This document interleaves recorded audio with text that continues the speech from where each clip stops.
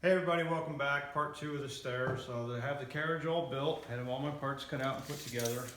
So here's the stringers that we laid out earlier. 4 stringers, 16 on center. The carriage width from outside to outside is 51, which works out nice because that's 1.5 inches and that's 1.5 inches. So all I had to do was take an 8-foot board, cut it to 4 foot, put that on the outside of that spreader cleat that's right there and there, and I have my 51-inch spread that I'm looking for. You'll notice on the inner stringers, I didn't show you this earlier, but on the inner stringers I have a notch cut here and a notch cut here to allow that to go in and around those 2 spreader cleats. So let me show you how I did that notch. So I have an extra stringer I cut out here. This is what it would look like. We have a 7/16 rise and a 10-inch run, and then we allowed for the thickness of these are our treads right here, will be our treads. We allowed for the thickness of that tread to sit on top of there, so we shortened this up by 1.5 inches to knock it down to 5 15/16. But then these 2 center stringers have to sit on top of those cleats. So all you really have to do is measure your cleat that you want to put in, and in our case it's a 2x6, so we're 1.5 inches by 5.5 here and here, and you just cut them out and it notches right over the top of that. And I've attached these together with 3.5-inch Teflon coated Torx drive screws.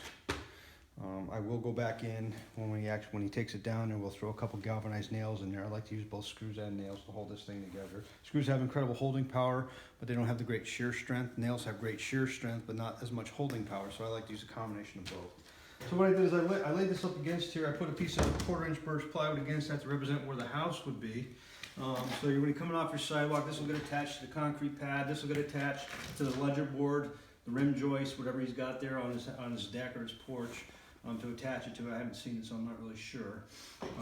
And then your tread will go on here and here. Now I didn't put the treads on because it's a lot easier to attach the carriage in place, get everything leveled and squared and plumb without the treads on. But it's a simple matter of just taking these treads, putting them on there. There's going to have a 9-inch projection on each side of them to hang over planter boxes that he's got there.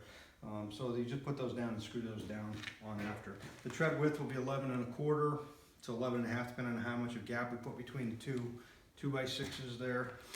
And then when this goes on here, we'll get back to our 7 7/16 rise. We're going to add tread here and here. That'll bring us up to 7 7/16 rise. And then we'll go right in, and the next rise will be here onto the house.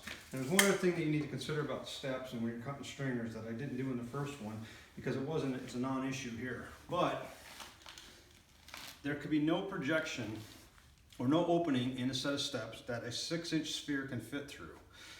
So when we put a tread on here, we're at 7 7/16. So when we put a tread on there, we're going to be under 6 inches. We're going to be at 5 15/16, but we're really close to having to that 6-inch code requirement.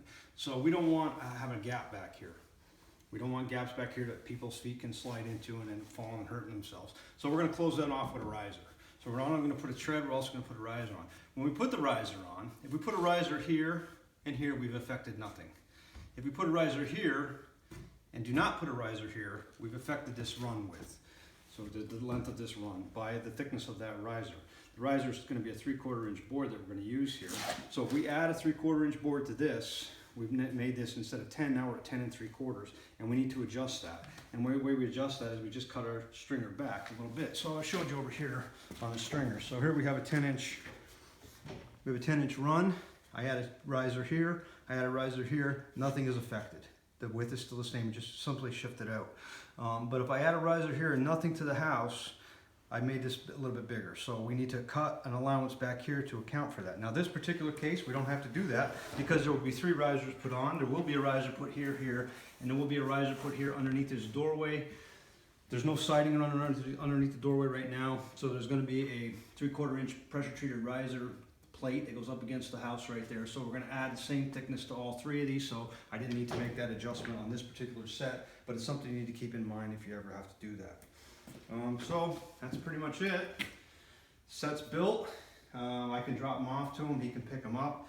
It's just a matter of taking them, putting them in place, getting them level, securing them to the house, securing them to the concrete base, applying your treads and risers, and the job's done. So that's it. See you guys next time. Have a good weekend.